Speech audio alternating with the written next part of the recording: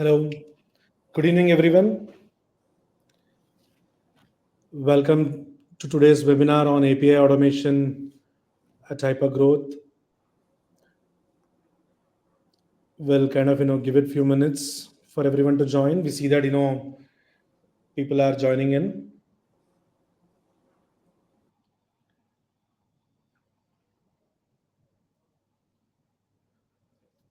Maybe we'll give it 2 to 3 minutes.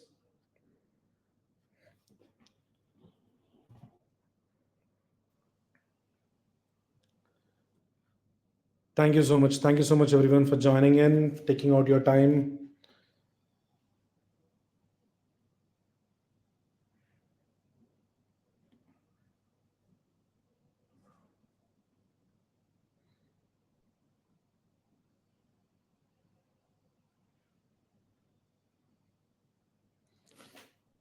We see that more people are waiting to join in.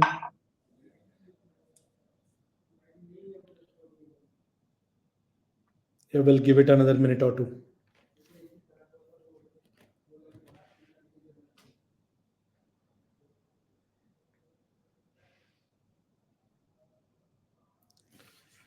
Hey Satyam, hey Aditya, thanks for joining. We'll just maybe make a start in another minute. Sure, Dheeraj, no problem.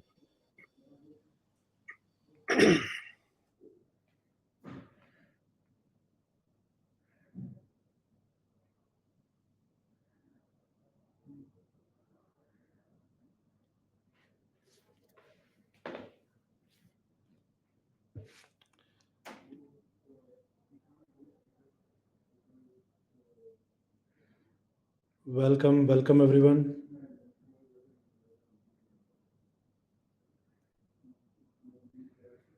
I see more people joining in.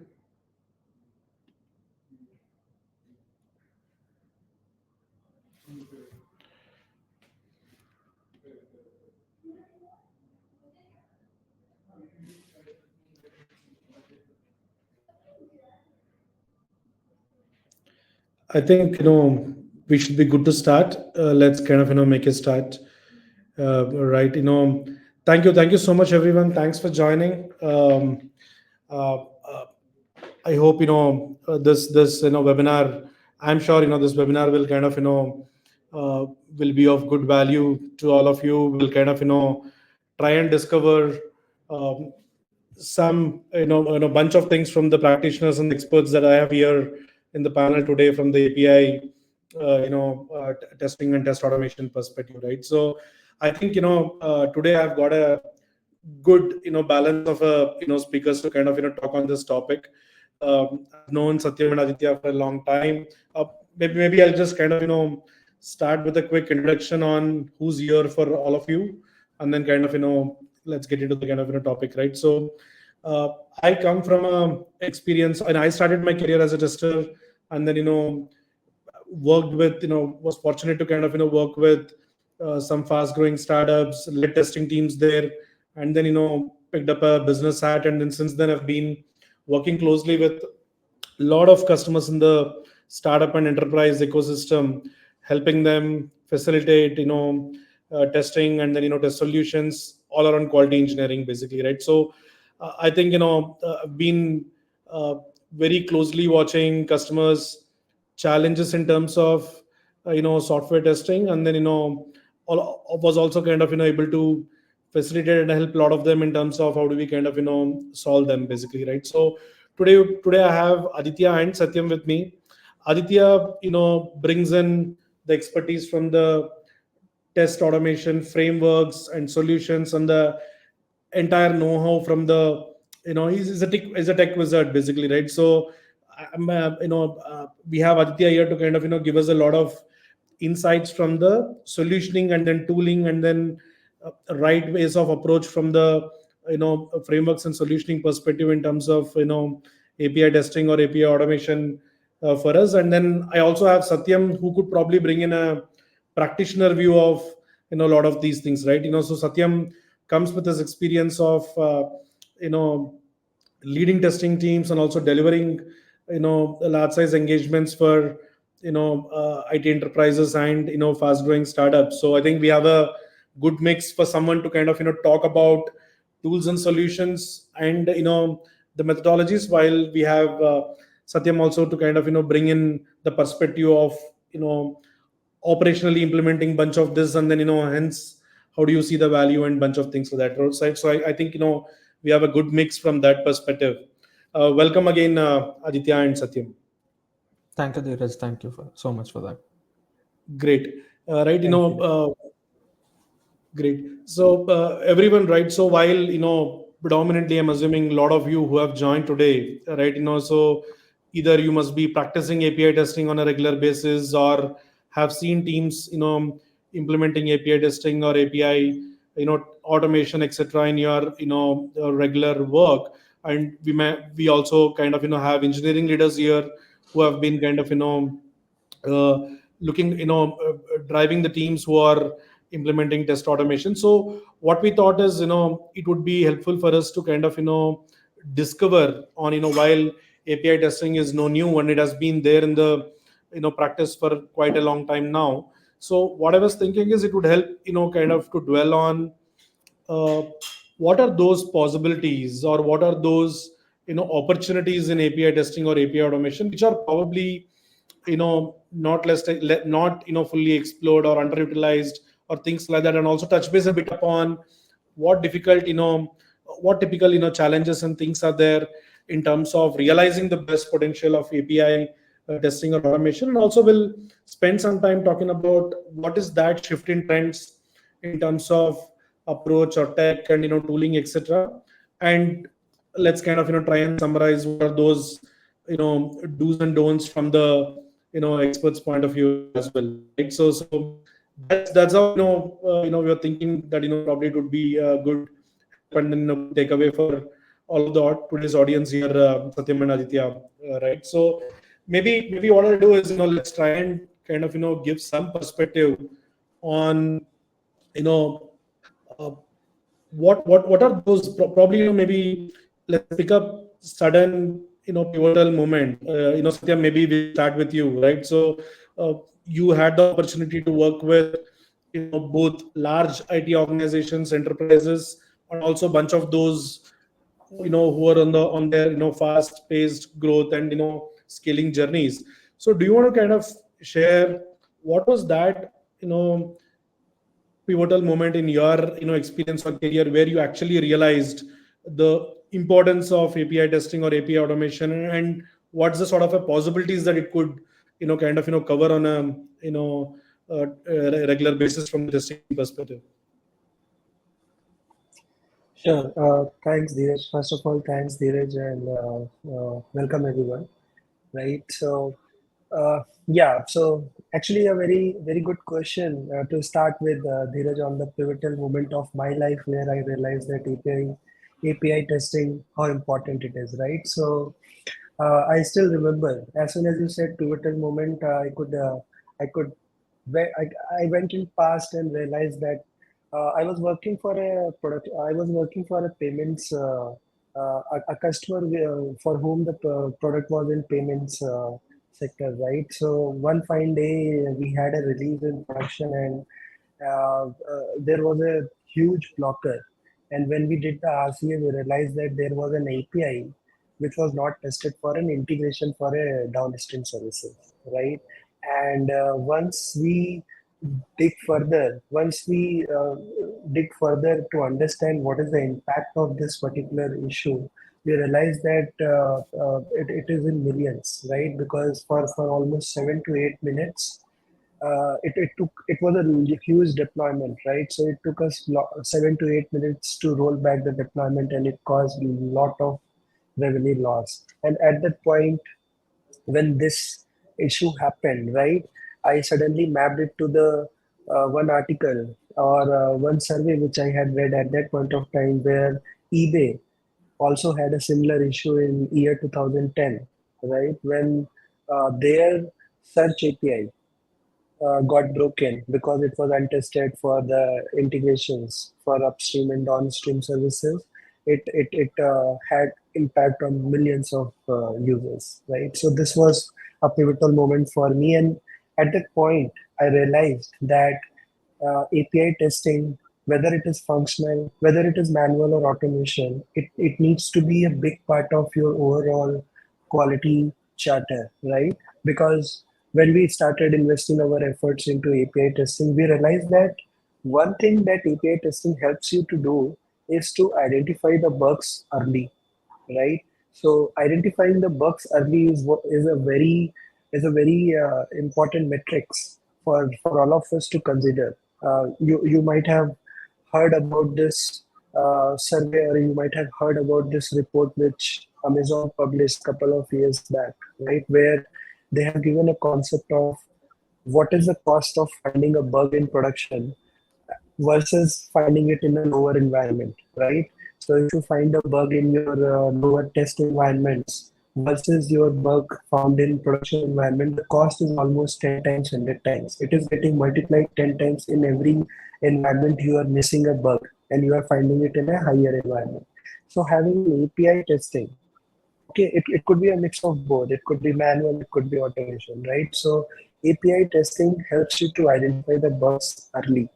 And one more thing on the API, the benefit of API automation, right? It is accurate. It is accurate and efficient almost 90 to 100% of all the time. If I had to compare on UI automation versus API automation, you must be aware that how flaky the UI automation is, right? Until unless you get all your variables sorted in terms of a dedicated environment, a dedicated build of your UI, no changes, unannounced changes in your UI. Uh, your UI ROI, UI automation ROI realization is very difficult.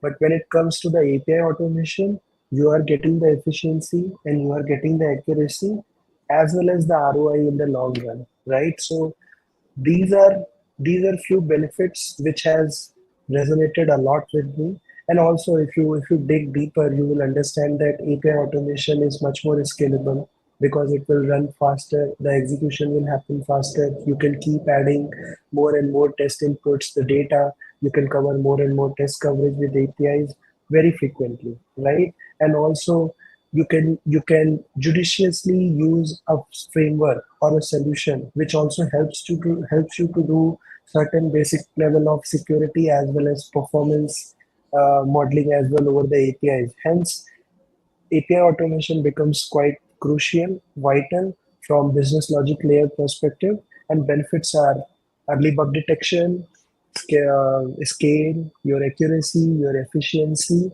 and you can also do the performance and security as well, and without further investing much in different types of framework and solutions. Dheeraj. Interesting. I think we have a good start here, and I think whatever you are kind of specifically pointing out are kind of very much related to what we wanted to kind of what we intend to talk to the audience as well, basically, right? So we are, I think bunch of these points, especially you spoke about how do we start finding issues very early in the cycle, and you also brought up the point around accuracy in terms of the test. And I think we are talking about lot of possibilities which will enable the product organizations which are on a fast paced development mode or the hyper growth, etc. And I think there are bunch of such potentials that have to be kind of well exploited here through API automation. Maybe Aditya, do you want to kind of add anything on top of it? Because I think it's also important we dwell a little bit upon what is that unutilized use cases or part of this API testing or API automation that you may want to kind of emphasize upon. While I'm sure bunch of I think everyone might be already kind of doing bunch of these practices on a regular basis. It would help to kind of emphasize a bit from the use cases perspective on where we think a lot of its potential is unutilized. Do you want to just add a couple of points here, Aditya? Sure, Dheeraj. Thank you. Again, welcome to everyone. Obviously, just to point out and let you know what are some of the important side of things to look at while from an API testing point of view. I myself, just to give a sort of a history on the lessons which basically I have learned uh, before I answer the question, was right from the get-go on my professional journey towards software development and be it testing, QA, so on and so forth.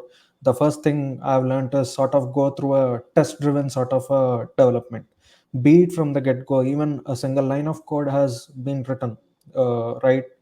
You need to sort of look at it from a perspective of how do I basically develop the application where, as Satyam has basically also said, the cost which it comes down to when, let's say, you found an issue is very, very less. So that it all boils down to a point where you start off your development right from a point of a QA. So right from the get-go, that lesson was learned very quickly once you get into starting to developing things, so on and so forth. So for example, I had an application which I myself sort of built, right?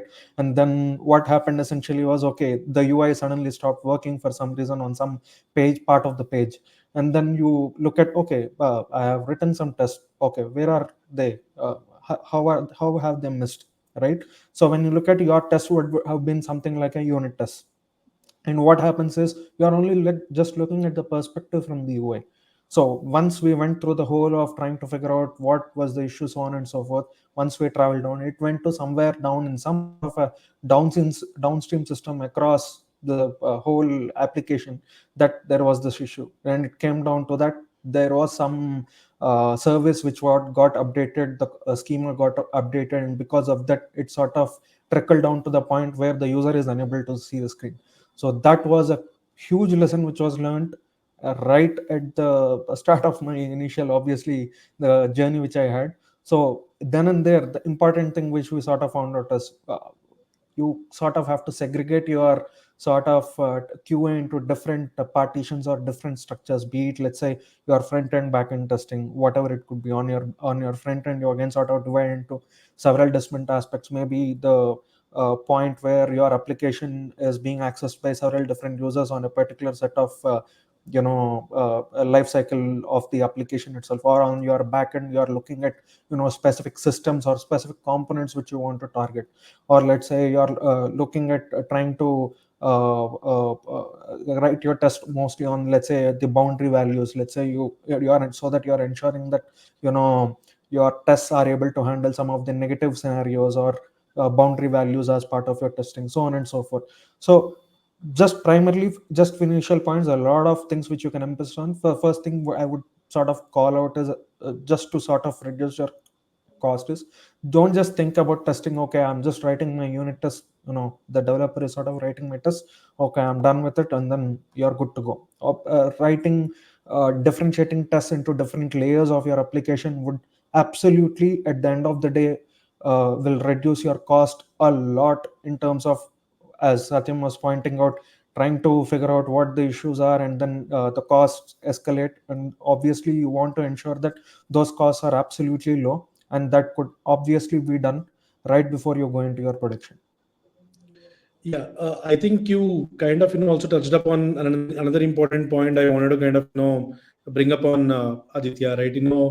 We spoke about catching bugs early. We spoke about accuracy. We spoke about API testing, being less expensive, right? And hence the possibilities for us to kind of exploit more here, right? So while we are talking about ROI and then less expensive, and also talking about Satyam also did mention about couple of important points on where we need to really explore the potentiality of bringing in end-to-end kind of testing in the APIs, or even the aspect of kind of matching the developer speed, right? Because we're talking about how could kind of testing match developer speed, and bunch of points around it. So just curious to kind of maybe a quick follow-up question on that.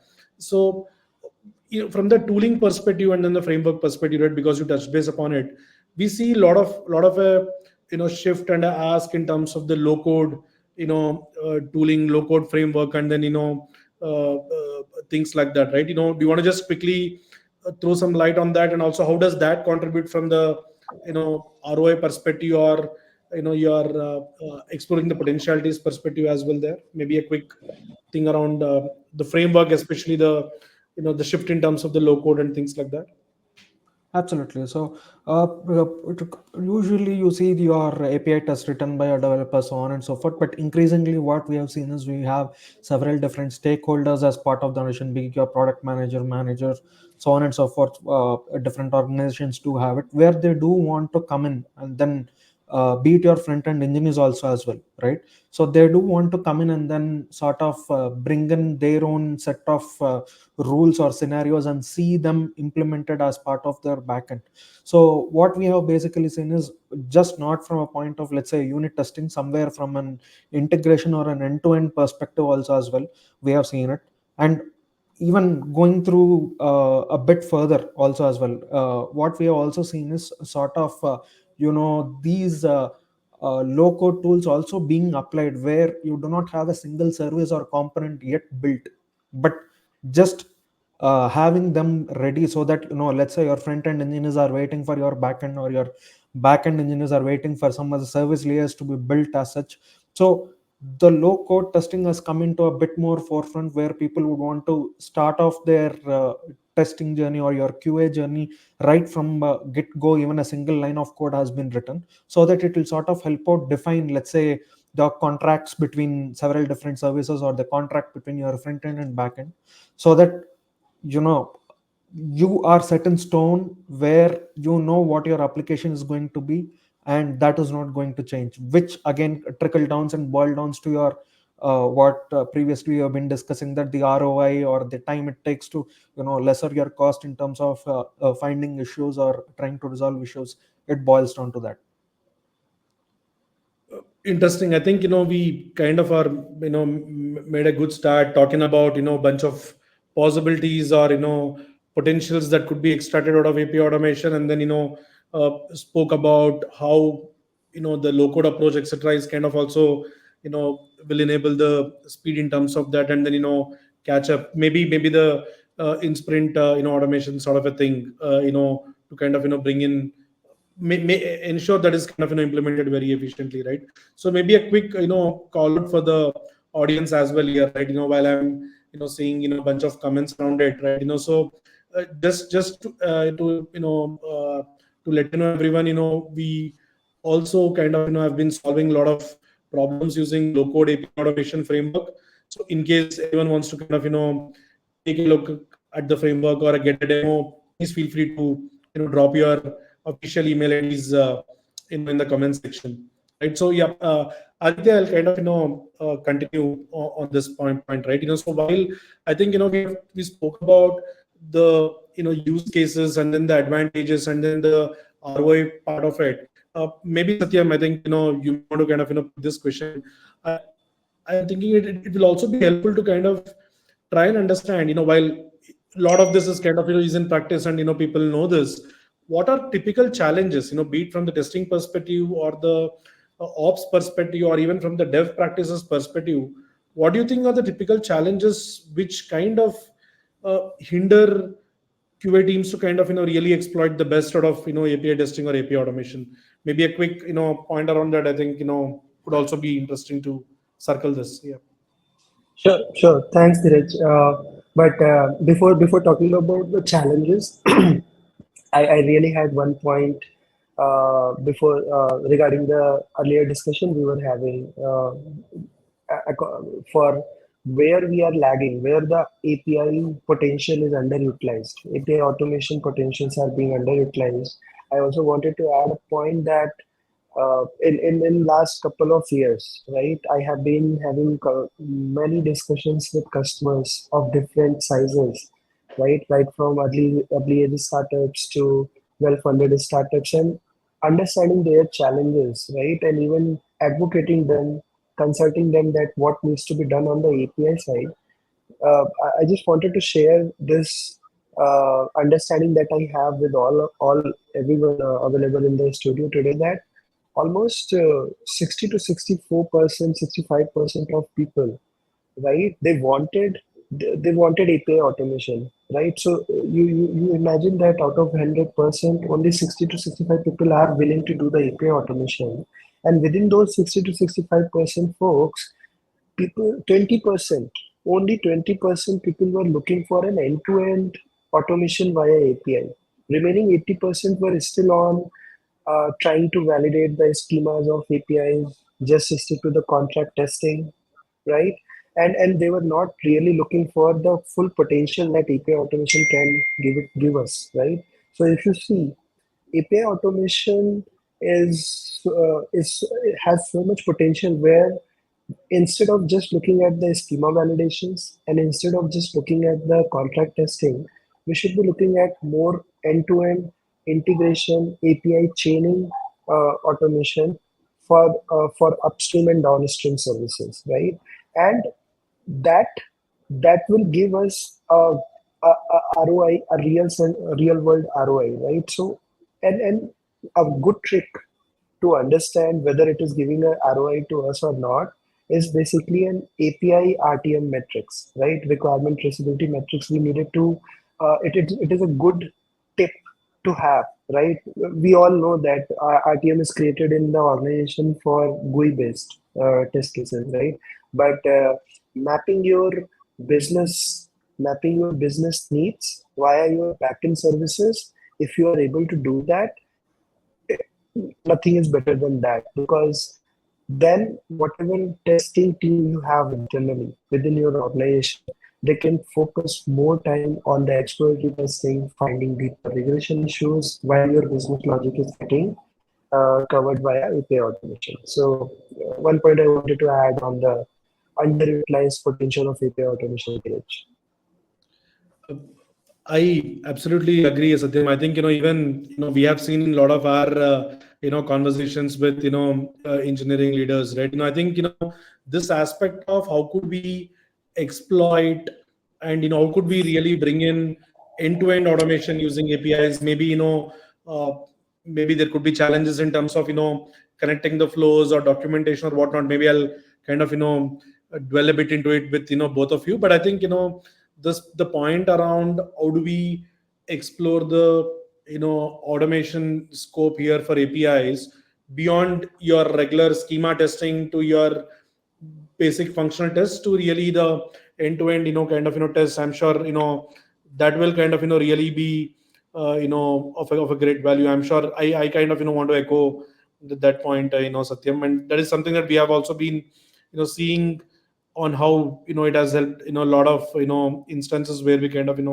implemented on. Interesting, right? So before I kind of talk about while we kind of summarized a bit in terms of what's that potential unutilized and also touched upon the low code frameworks, uh, I want to kind of talk about what do you think are the shifting trends in terms of this entire play of API testing and automation, right? Before that, we'll just quickly take a question. I see amongst the questions that we got, while we are talking about how do we you know give a king share importance to API testing, and then not really have that reliance on application testing. I think we have a question about how much efficient and scalable is to integrate API automation in UI automation framework. Ajay, do you want to take this up? A quick one. Yeah, sure. So from I'll just take it from a technical point of view. Maybe Satyam could add a few points on that. So uh, typically, as we spoke about, based on my experience, as I spoke about, obviously having a API automation as part of your UI automation as well, both from a functional aspect as well as an end-to-end aspect, is as a no-brainer, I would say, right? So to think of, okay, how do I scale this now? Okay, right. So the first thing you come out is, okay, let's say I have my API automation which I need to do.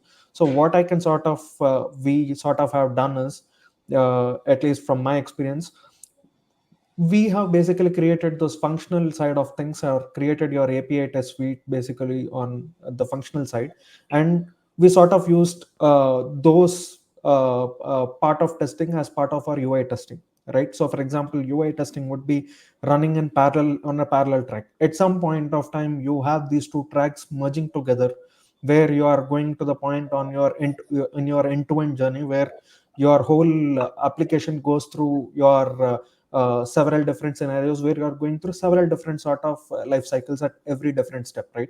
So during that point of time, you can sort of merge these two sort of tests or your scenarios and bring them together in helping you scale. right from a framework point of view, you have several different frameworks which are, or tools which are available in the market. Like an open source, you have your Playwright, WebDriver, or Karate. I'm sure there are much more, and there are paid tools like your Tricenter, Scatlon, where you have your UI automation and API automation coming together, right?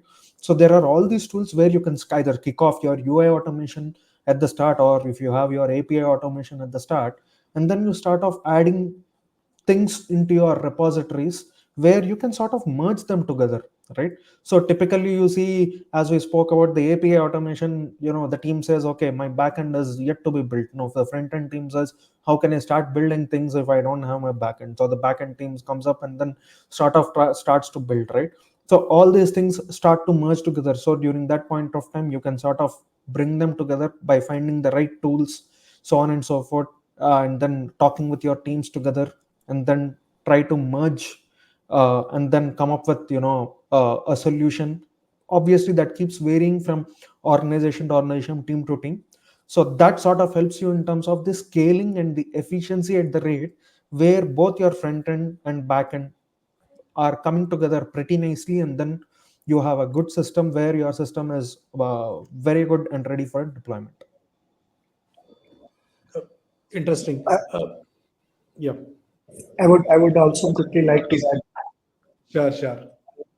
Yeah, I would also like to quickly add my 2 cents, right? So I see that this question is from Rohit Kumar. Hi, Rohit, right? So, Rohit, your question is it's a very good question to ask, right? Whether API integrating API automation with UI automation framework, whether it is scalable or not, or whether it is efficient or not.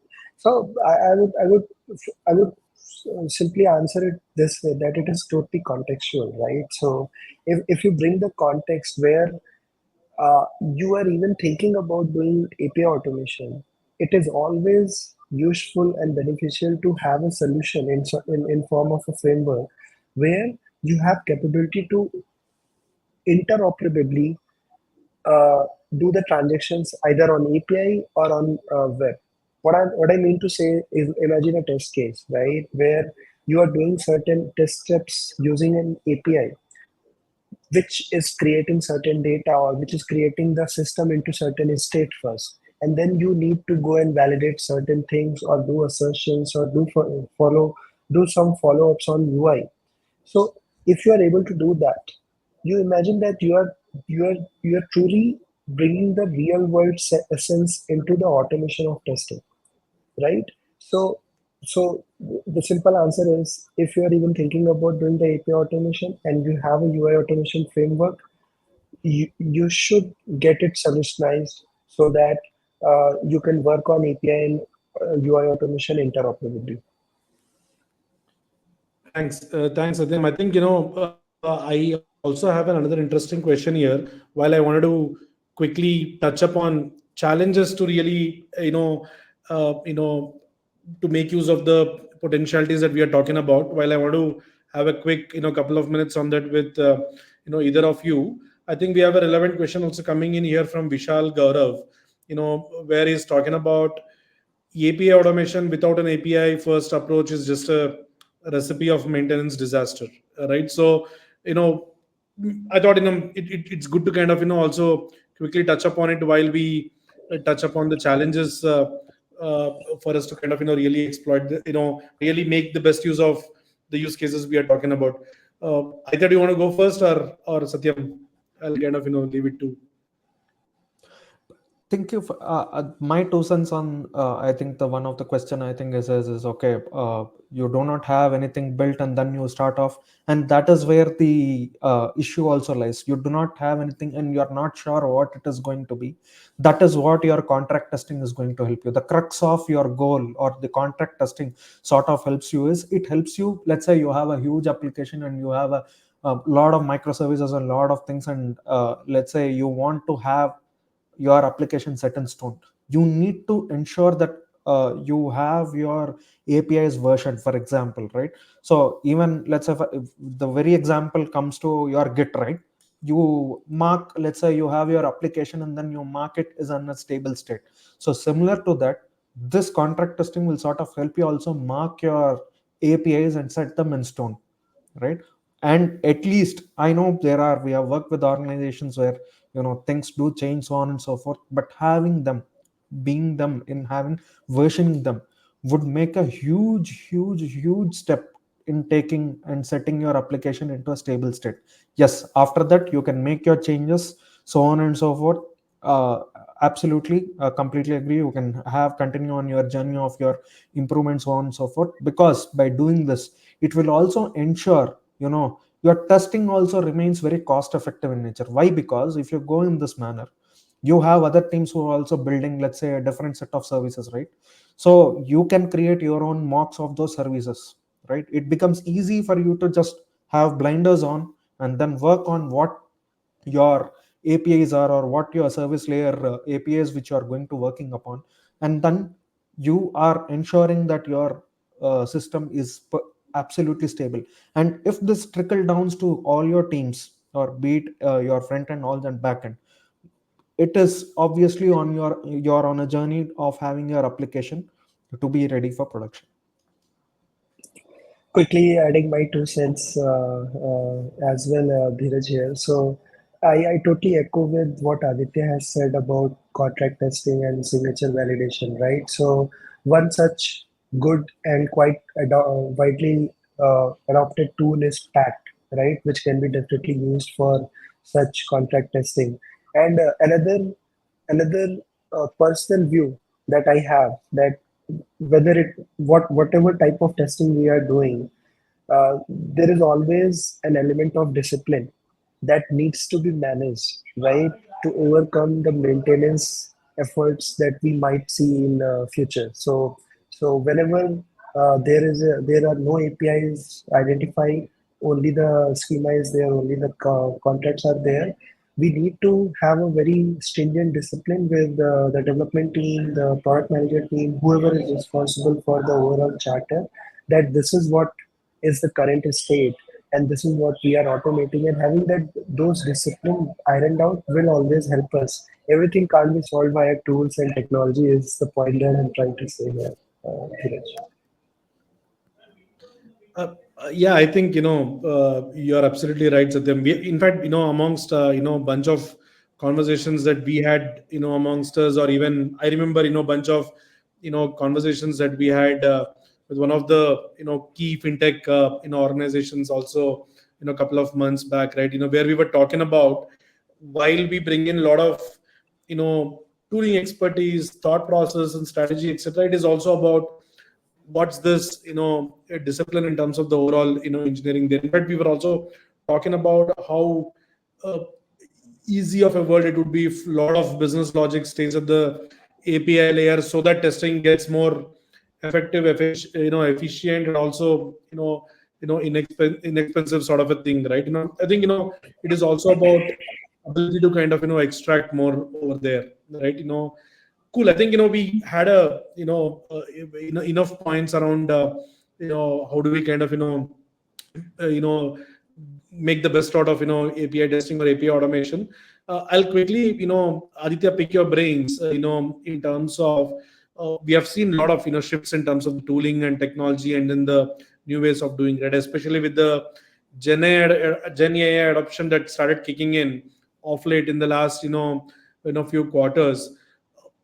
Any quick points that you want to kind of share in terms of where do you think see, while we have been hearing about a lot of possibilities of this new tech and new trend and things like that, but specifically some use cases where you think a real shift in trend and the impact and efficiency, etc is kind of you've seen it being realized or see it already kind of in action.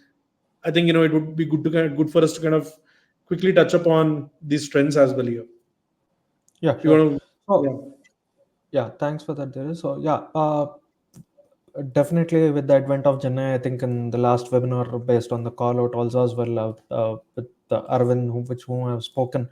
So there, especially from a point of, let's say, your Microsoft Copilots and your some other tools. I think recently Microsoft also has come out with a new version called as Microsoft Workspace, so on and so forth, where you have all these sort of piloting tools which will sort of help you, not just automation, right from the stage of defining your schemas, right? You are so I think in the previous question the thing was, we do not have anything, right? You do not have any API, you do not know what your schema is, so on and so forth, right from the stage of based upon your product requirements, right? From that stage to the point where you have a production ready sort of an application, including your QAs, your DevOps, your infras, everything. Basically you have these tools which are slowly coming or thinking of coming into existence as of right now, right? And all of them are sort of in pieces as of right now, in the sense that there are been talks around the ways you have things like RAGs and RAG tools, I think is which comes to my mind. And then you have these agentic way of doing things on the AI side. So there's agents which are starting to come up.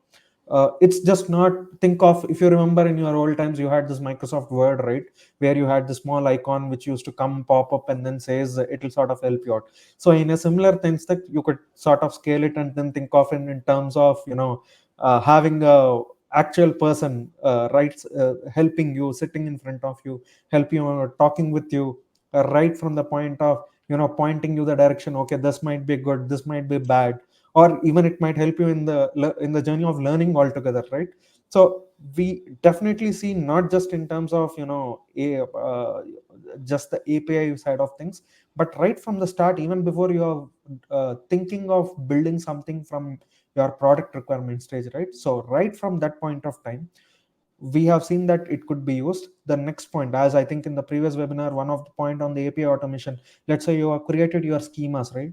So how do you come from schemas to have a actual a backend system built, or your module or your service layer basically built? Okay, you already have your existing service layer, you have your API done. How do you sort of update it, or what are some of the bugs which are currently there on your legacy APIs, you want to migrate them?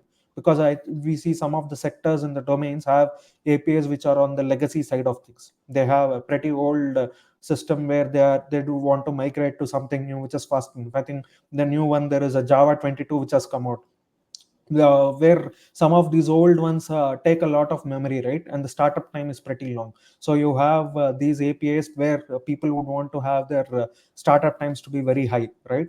So once you want to do this migration, it helps definitely in your migration. So once you do migrate, how do you migrate your existing code? Okay, after you do migrate, obviously you have problems in this AI where you have these hallucinations, and then you might have your code, even though they are generated by AI, not working. So how would you solve it? So again, AI also is sort of helping you out, right? All this is starting to come off, think of like your age old Microsoft Word, where it again tries to come and says, provides you some tips, so on and so forth. Yes, so definitely there is a way. Right now we see agent, your AI, Gen AI stuff, definitely going to help you out, sort of like a co-worker, as the name suggests, sort of a co-pilot, right from the journey of where you have not written any code to the point where you are production ready and you have an application which is production ready, and you are trying to sort of maintain it.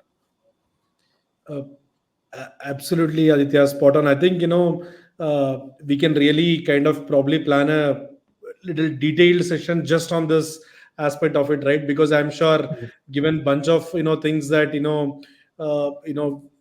we have been kind of pondering in terms of the use cases, etc. There are a lot that we could kind of share.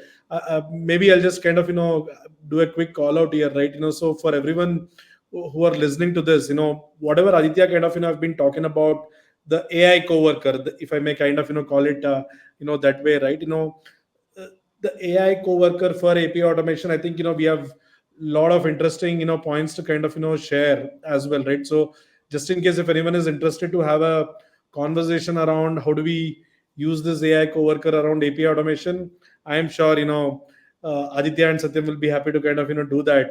There are interesting use cases, interesting implementations that are being done as well. I'm sure that would be a good piece of mind to share. Please drop in your official email IDs if you want to kind of have a conversation around this, right? So Satyam, maybe I'll just quickly take, continue on this, point with you, right? Do you also want to, add anything around, bunch of these, shifts we are talking about, or even, again, bringing in your, practitioner hat onto it, right? While there are possibilities, there are solutions. Anything that you want to kind of, quickly, uh, add from the on ground implementation and practitioner, wearing that hat, here.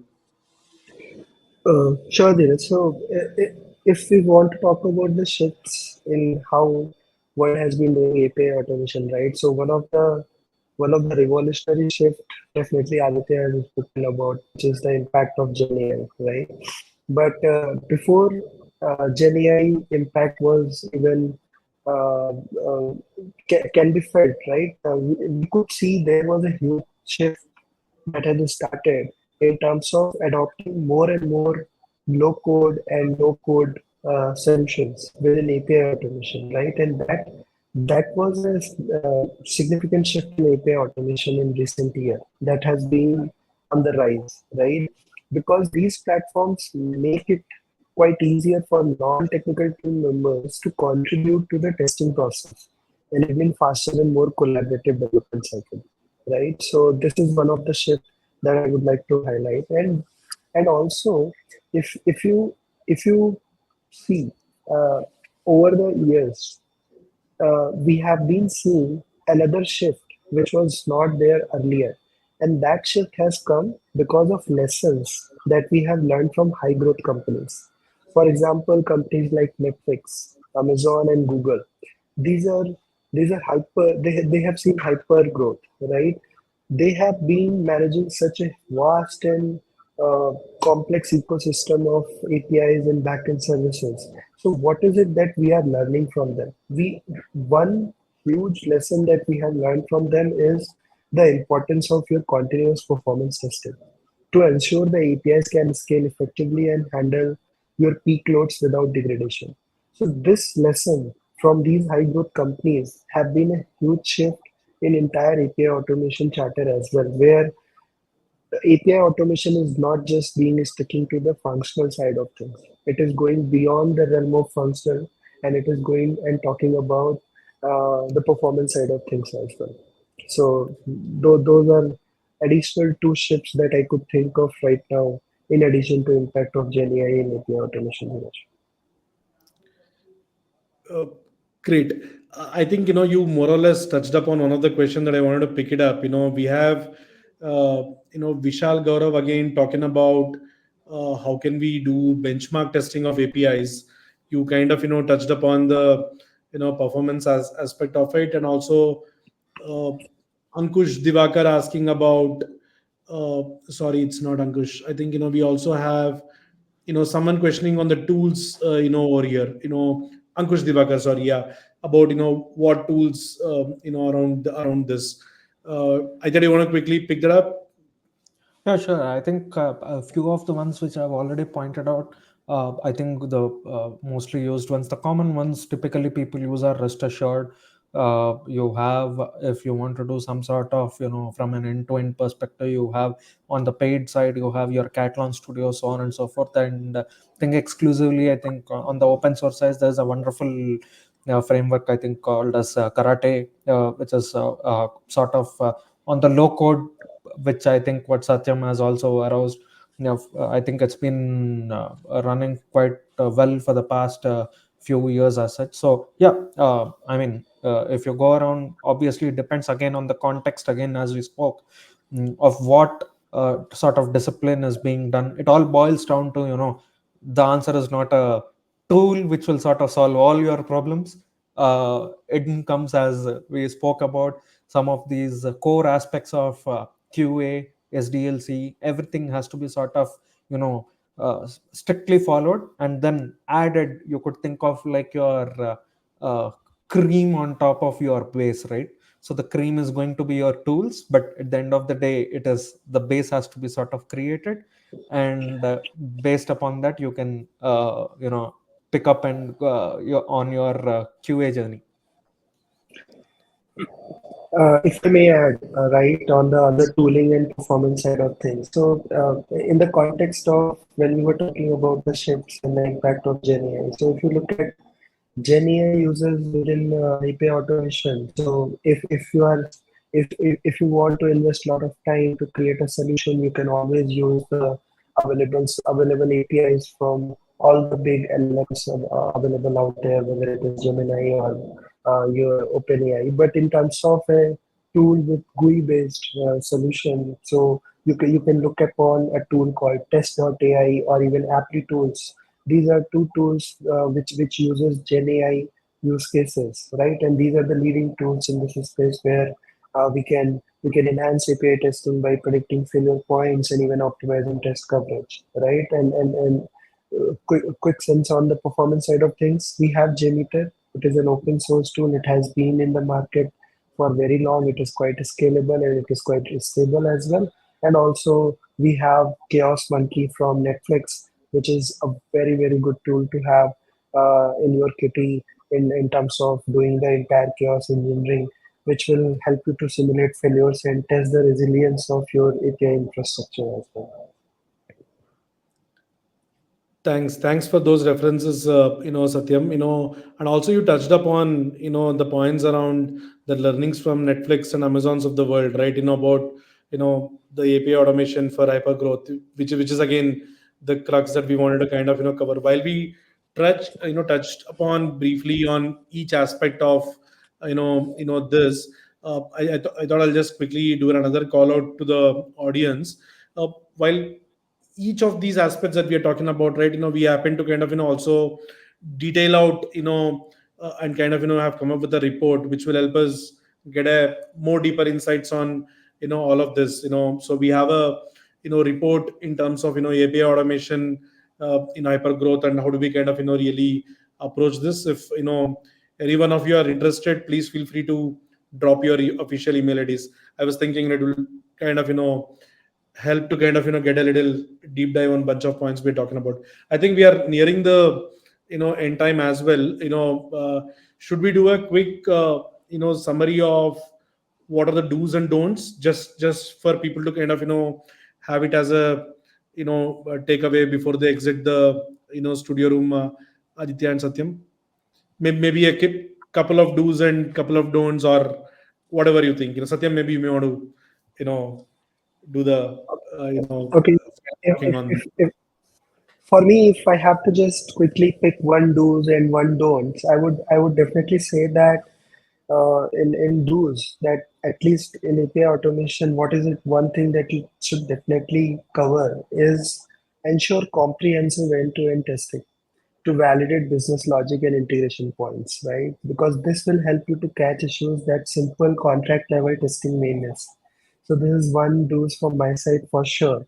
While there are others which we can dig deep, but this is one of on for me it is on top priority that we shouldn't be just uh, sticking to the contract level testing, and those will not be a real bug hunter for us, right? And if I had to talk about don'ts, so I will just simply say again the same thing is on the don't side, that avoid basic contract level checks, right? So, for example, if you think about an e-commerce platform, right, that only tested API contracts might miss critical issues in the checkout process, right, which involves multiple API calls. So ensuring these APIs work together seamlessly is an end-to-end scenario, which is crucial uh, from my side, Dheeraj. Yeah. Yeah, And So I'm sorry. So yeah. and then one more additional point in terms of a best practice, right? So uh, you should have a very thought through automation infrastructure, right? Where investing in a robust CI/CD pipeline is essential to ensure your API tests are executed automatically with every code change, right? You need to have, I spoke about an RTM for API backend services, which might not be immediately implemented for your organization. But if you have your API testing covered for each and every change, and also make sure that you have right understanding that how much of your business logic, which is written via developers, is being covered. For example, you can use code, you can use certain tools like Jacoco, right? Or even there is a tool called Istanbul. It is only specific to JavaScript test code coverage, right? So you can use those tools to understand that how much of your API automation is covering the business layer, right? And integrating them with CI/CD is crucial so that you have nightly build to make sure that every change is getting passed through your API automation and you are securing your business layer effectively. I think well summarized, Satyam. Thanks. Aditya, before you also kind of, do your final talking on the do's and don'ts, I think I just want to pick a quick question here, maybe a quick minute on that, and then, you do your final talking. We have Rahul Sharma asking us about what were the top two integration challenges Capital team encountered while working with clients or companies using low code automation. Maybe a Yeah, quick minute on that, and then, your sure. final topic, please.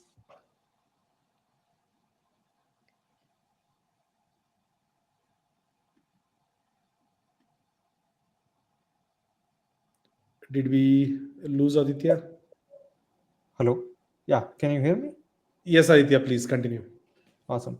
So yeah, so I think I was thinking of some other challenge, but I think I looked at the question and just right now, and then I think that would also make sense. Yes, we did have, we work with a lot of clients and organizations using the low code. Yes, it is very easy for a person. That is obviously a do if you would want to go ahead and then have contributions from several different people in sort of automating your APIs. You can use these low code tools, but at the same point of time, some of the don'ts, I would say, again, it comes as a don'ts, right?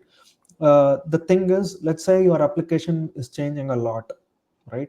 So the amount of time, the complexity or the changes, you need to sort of look at it from a graph, XY graph. There, if your changes and your complexity are basically too high, right? So you would want to ensure that you are not again spending too much time and trying to create the cases using your low code. And at the same point of time, right, you have a lot of learning capability, a learning challenge where you have members coming in and then trying to change things off, trying to understand the tool itself, or someone who has already created some scripts based on this specific low code tool. So that is where you sort of end up spending this a lot of amount of time, and that has also become sort of the thing which you are not supposed to do when you have your application which is changing a lot, or if there is a complexity involved, right? For example, you have let's say your front end changing a lot, right? Or your back end, there is not much of revisioning which is going on, as we spoke before in the call, right? So based upon that, it again becomes a challenge where you are going into trying to you know get the hold of your application